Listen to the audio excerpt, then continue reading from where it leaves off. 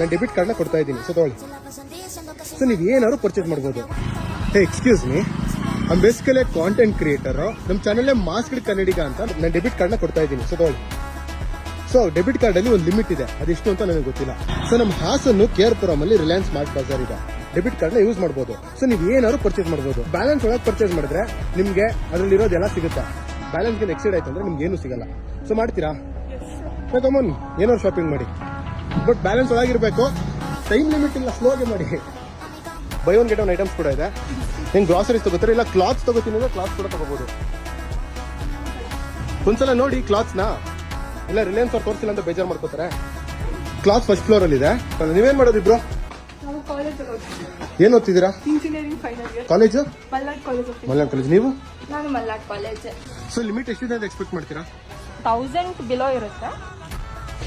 ಅಕಸ್ಮಾತ್ 1 lakh ಇತ್ತು balance ಅಂದ್ರೆ ಏನ್ ಮಾಡ್ತೀರಾ?